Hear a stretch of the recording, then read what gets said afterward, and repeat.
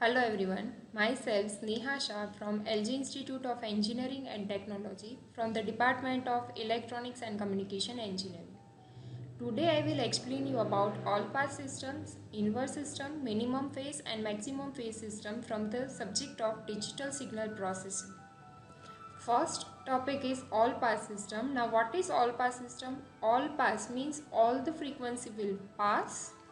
Just if we want to give the phase shift in any signal, then we will use this all pass system, because the signal goes in this all pass system, it will give phase shift and it will give the output which will pass all the frequency. So all the signal will pass, just delay will be given because of the signal will given to any system. So if we'll define all pass system, then for all the frequencies its magnitude response will remain constant because it will pass all the frequencies. So for all the frequency its magnitude response will remain same. So if we define all pass system, it is defined as it is a filter having constant magnitude response for all frequencies. Now if we'll find magnitude response of the transfer function mod h of omega equals to 0 for the range of 0 to pi of omega. Now all pass filter is having a transfer function. If we'll find out z transform of this, then h of z equals to an plus an minus 1 z is to minus 1 plus up to a1 z is to minus n plus 1 plus z is to minus n, divide by 1 plus a1 z is to minus 1 plus up to an z is to minus n. We had representing this z transform of this transfer function in terms of general values of z transform of any sequence in the term of constants along with z inverse z is to minus 2 up to n number of terms, divide by similarly 1 plus a1 z is to minus 1 up to an z is to minus n. We have taken this transfer function to derive the all pass filter response. Now if we will define this equation in general form, then generally we will representing this as numerator part will representing as summation of k equals to 0 to n ak z is to minus n plus k, divided by summation k equals to 0 to n ak z is to minus k. Over here we have taken a0 equals to 1. Now whether the given term is correct or not, it will be checked by taking k values of k. If we will take k equals to 0 in this equation, so this term will become a0 z is to minus n plus 0. It means z is to minus n. And a0 it means 1. 1 into z is to minus n, it means it will give value z is to minus n. Similarly, if we will take k equals to 1 in this equation, then this term will become a1 z is to minus n plus 1. So a1 z is to minus n plus 1 will representing over here up to n k equals to n. So if we'll take k equals to n over here, so this term will becomes a capital N z is to minus n plus n. Minus n plus n will cancel out, so it will becomes 0. So z is to 0 equals to 1. 1 into an, it will gives a n. Divide by summation k equals to 0 to n ak z is to minus k. Now if we will take in this summation, if we will take k equals to 0, so this term will becomes a0 z is to 0. Now the value of a0 equals to 1, so 1 a0 equals to 1 means 1 into z is to 0. 1 into 1 z is to 0 means 1, so 1 into 1 means 1 because of this summation plus. Now if we will take k equals to 1, then this term will become a1 z is to minus 1. So this term will becomes a1 z is to minus 1 up to k equals to n.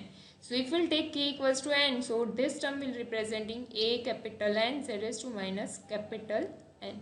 So this term will representing like this summation. Now if we representing this h of z in this, if we'll dividing these two terms z is to minus n plus k, it will representing as z is to minus n z is to k. So the next term will become h of z equals to summation k equals to 0 to n ak z is to minus n into z is to k. divide by summation k equals to 0 to n ak z raised to minus k as it is.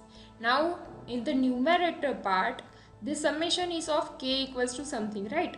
So z raised to minus n term will become constant from this. So it will outside of this summation. So the next step will become z raised to minus n summation k equals to 0 to n ak z raised to minus z raised to k divide by summation k equals to 0 to n ak z raised to minus k.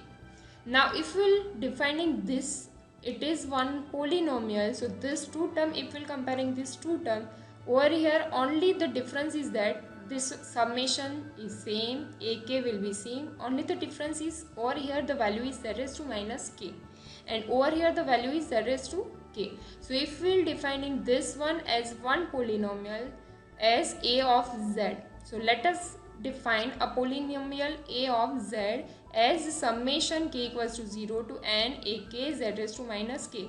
Then this term will representing a of z and this term will representing z raised to k. It means z raised to minus minus k, right? So this term will representing a of z inverse.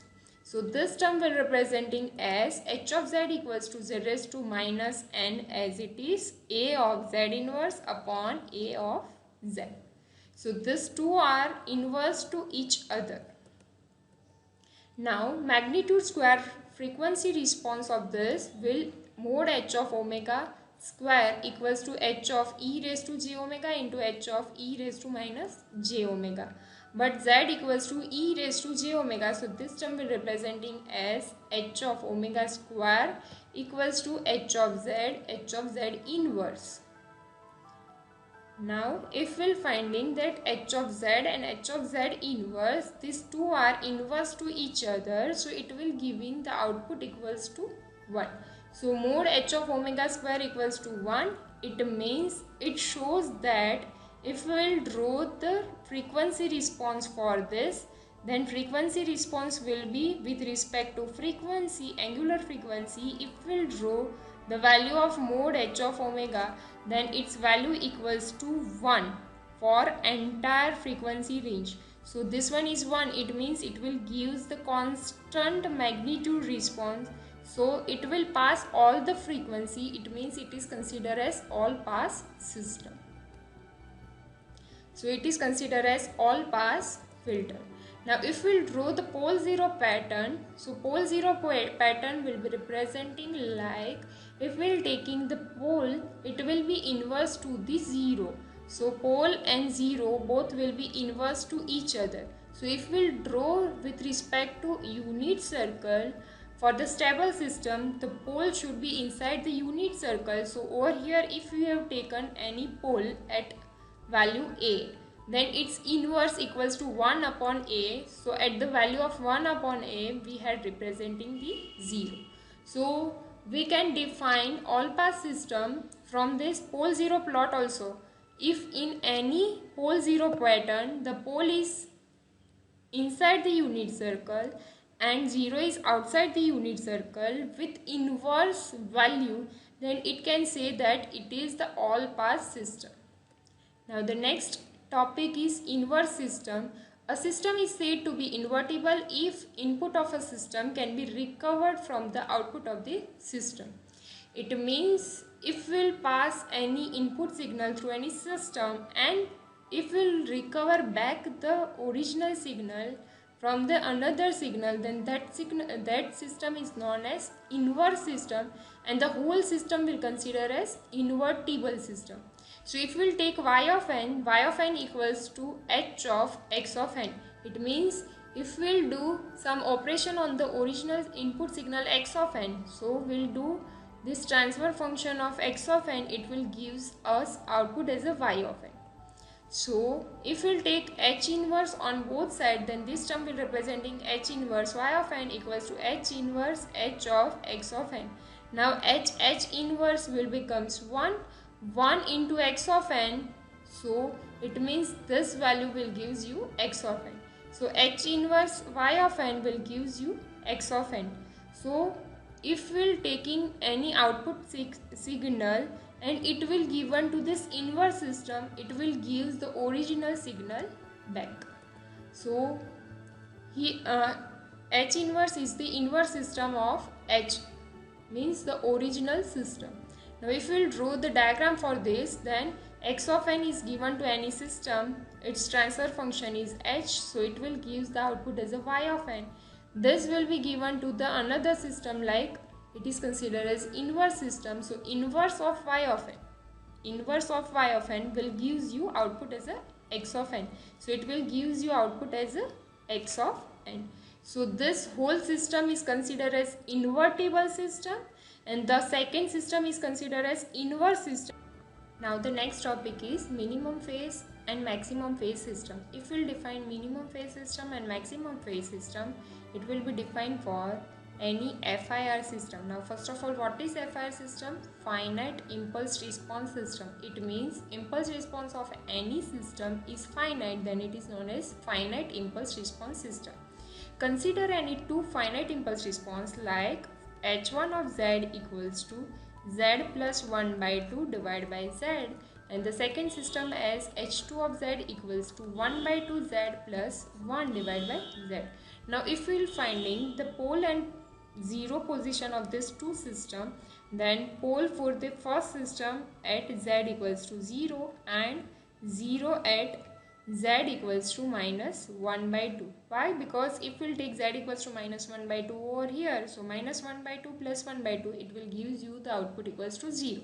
It means it gives you the 0 position. Similarly, we will find out the output for the second system, then 0 will be at z equals to minus 2. If we will take minus 2 over here, minus 2 will be cancelled out. It will gives you output equals to minus 1. Minus 1 plus 1 equals to 0. It means it will gives you the numerator part equals to 0. It means it is considered as position of 0. Similarly, if we want to find out pole will be find out from the denominator. If we will take z equals to 0, the denominator part will become 0 for these two systems. So we have taken the position of the pole at same place, but the 0 at the inverse place, like 1 by 2, minus 1 by 2 and minus 2, right? So we will define minimum phase system and maximum phase system from this inverse position of the 0. So we will define this two system from the position of 0. So first of all, for this we have to find out magnitude response of this system. So for that, if we want to find out magnitude response,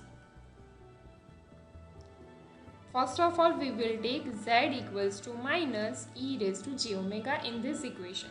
So h1 of z will becomes h1 of omega. So the value of h1 of omega equals to e raised to minus j omega plus 1 by 2 upon e raised to minus j omega, because we will have taken z equals to minus e raised to minus j omega, right? Similarly, h2 of omega equals to 1 by 2. Over here, instead of z, we will take e raised to minus j omega plus 1 divided by e raised to minus j omega.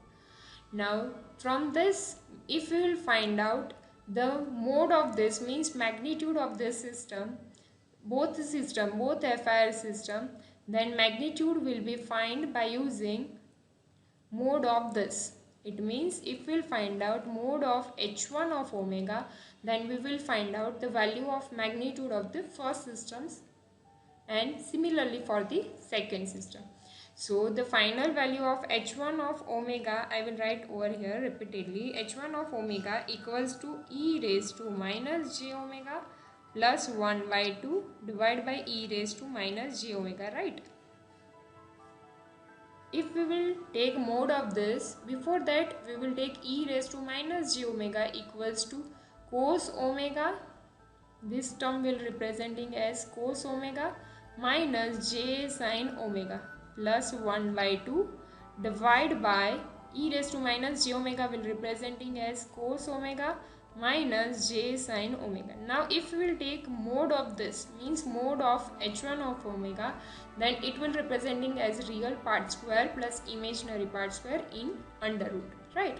So real part is cos omega plus 1 by 2. So we will representing it as cos omega plus 1 by 2. This one is real part square plus imaginary part square. Imaginary part is minus sine omega, its square, and this whole part will be in the under root. Divide by under root of real part square plus imaginary part square. Over here real part is cos omega and imaginary part is minus sine omega. So its whole square. Now if we will simplify this term, then this term will representing as cos omega square. It means cos square omega plus a plus b whole square. It means a square plus b square plus 2ab, right? So if we will apply this term, then 1 by 2 square means 1 by 4 plus 2 times this 2 value. It means it will gives you cos omega plus minus sine omega square. It means it will gives you sine square omega. Divide by under root of cos square omega plus sine square omega. Now cos square omega plus sine square omega equals to 1. Under root 1 equals to 1. So denominator part will becomes 1. And the numerator part is cos square omega plus sine square omega. It will gives you the output as a 1 plus this one is 1 by 4 plus cos omega. Divide by under root 1 means 1. Now if we will simplify this value, then it will gives you the output as 1 plus 1 by 4 means 5 by 4 plus cos omega as it is. This one is in under root and this part divided by 1 means this is the final answer of h1 of omega mode. This one is equation number 1, suppose. Similarly, we will find out for the second system as h2 of omega and its mode. So to find out this value, first of all we will write h2 of omega's value. Now what is value of h2 of omega? Its value is 1 by 2 e raised to minus j omega plus 1 divided by e raised to minus j omega, right? From the first leg. Now if we will simplify this e raised to minus j theta, it means it will representing e terms of cos omega minus j sin omega plus 1 divided by cos omega minus j sin omega. Now if we will taking magnitude of this means mode of h2 of omega, then it will be representing in terms of real part square plus imaginary part square in under root. Similarly for the denominator part, real part square plus imaginary part square, it is in the under root. Now what is real part? 1 by 2 cos omega plus 1. So real part is 1 by 2 cos omega plus 1. Now what is imaginary part? 1 by 2 into minus sin omega. It means minus 1 by 2 sin omega. Similarly for the denominator, real part is cos omega and imaginary part is minus sin omega. Now if we will simplify this term, the denominator part will become cos square omega plus sin square omega and the numerator part will becomes under root of 1 by 2 cos omega square. It means 1 by 2 square equals to 1 by 4 and cos omega square means cos square omega plus b square means 1 square means 1 plus 2 times this. It means it will gives you the output as a cos omega plus minus 1 by 2 square. It means it is 1 by 4 into sin omega square. It means it will gives you sin square omega. Now 1 by 4 cos square omega, 1 by 4 sin square omega, we will take 1 by 4 common part. So it will gives you cos square omega plus sin square omega equals to 1. 1 into 1 by 4, it means it will gives you answer as a 1 by 4 plus 1 plus cos omega. This whole term will be in the under root. Divide by cos square omega plus sin square omega, it means it will gives you under root 1. Under root 1 means 1. This part divided by 1, it means it will gives you this answer only. And 1 by 4 plus 1, it means it will gives you the output as a 5 by 4 plus this term as cos omega. So this one is equation number 2. Now if we will compare the equation number 1, it is under root 5 by 4 plus cos omega, and equation number 2 is also under root 5 by 4 plus cos omega. So we can say that the magnitude of this two system will be same. Now we have to define the minimum phase system and maximum phase system, right? So it will be depending on the phase of this system. So if you want to find out phase of this system, so how will find out phase of this system? phase of this system will be defined by using finding phase of this system. So if you want to find out phase angle of this, phase angle will be found by tan inverse imaginary part upon real part. So if we will take h1 of omega, the value of h1 of omega equals to e raised to minus j omega plus 1 by 2 upon e raised to minus j omega, right? If you will convert this in terms of cos omega minus j sin omega, then it will like this, plus 1 by 2 divided by cos omega minus j sin omega.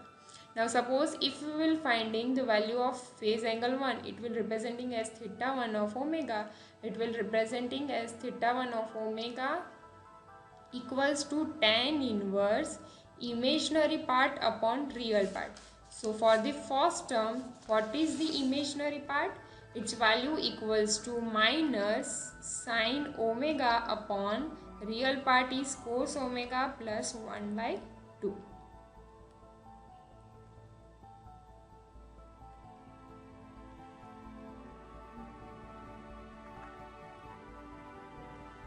This one is for numerator part minus tan inverse imaginary part.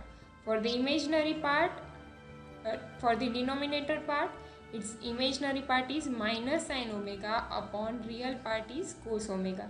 So this is the next step. Now if we simplify this term, sin upon cos, it means tan, minus minus plus, this one is tan omega, tan inverse tan omega will simplify as omega.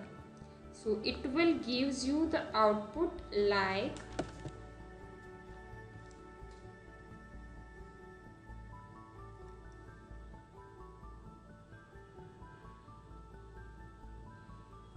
this one is the final part as tan inverse sin omega upon cos omega plus 1 by 2 plus this one is omega. Now if minus part will be taken common over here, so this term will becomes minus instead of plus. So this is the final answer. Now from this theta 1 of omega, if we will take different values of omega, it will gives you different values of theta 1 of omega. So if we will take different values of omega, theta 1 is a function of omega. So if we will draw the diagram for this, it will gives you the output like this.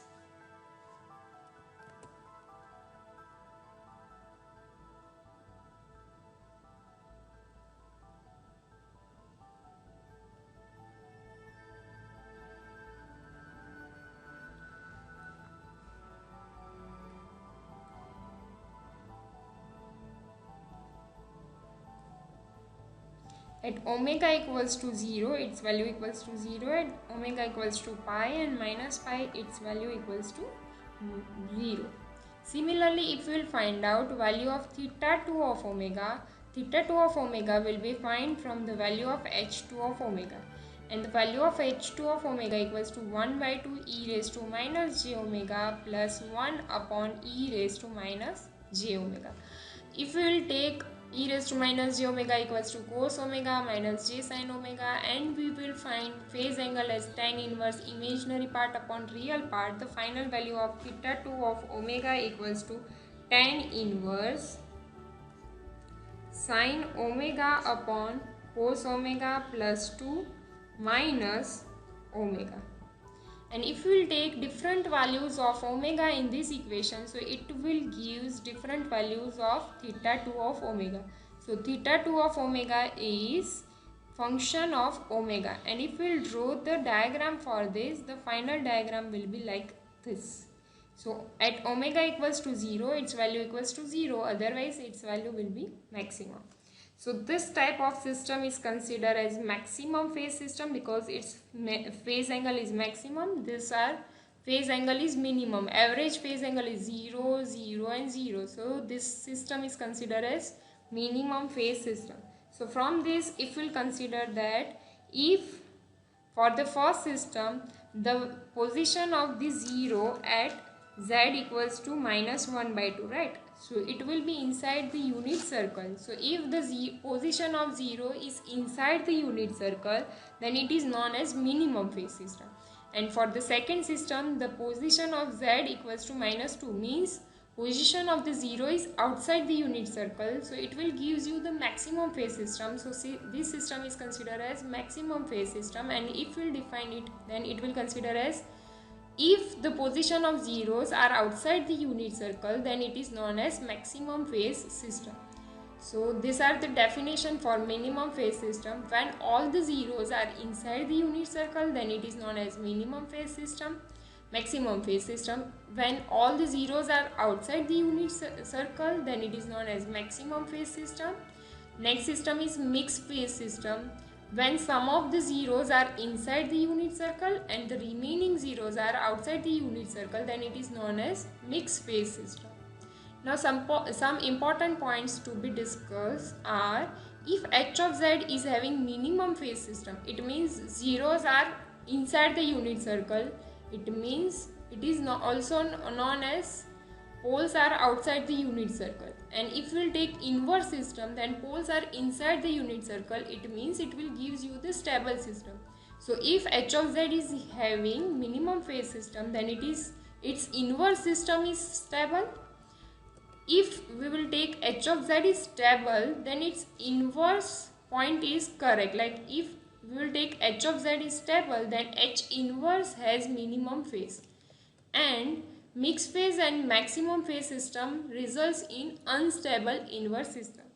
So to get the stable inverse system, we have to set minimum phase system.